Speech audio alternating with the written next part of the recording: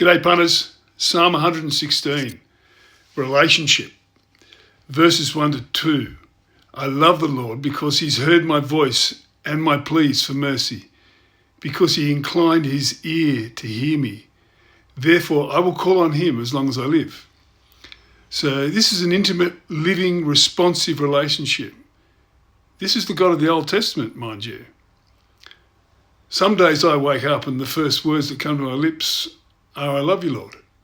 It's taken a long time for our relationship to get to this stage, but this is where it's at.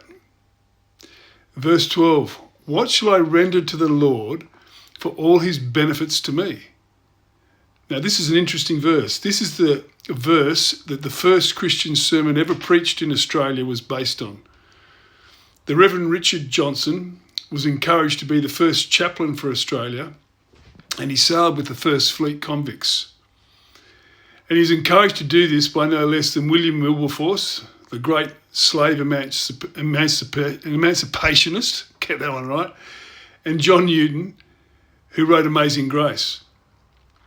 It seems like a really ironic verse when you know Australia, given that he was preaching to a bunch of hardened Marines and convicts who were serving their prison sentences in an open-air jail and in a completely unfamiliar and seemingly harsh country on the opposite end of the earth to anything they knew as home.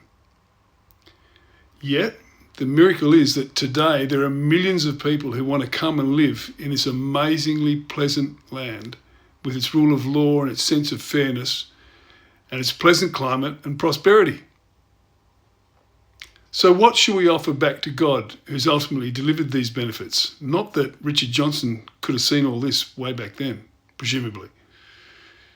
Verses 17 to 18, I will offer to you the sacrifice of thanksgiving and call on the name of the Lord. I will pay my vows to the Lord. This idea of offering thanksgiving as being a sacrifice keeps coming up. Thanks, Lord, for Australia and all the people that have made sacrifices to make it a great country to live in. Remember, a chapter a day keeps the meaningless away. Love you guys.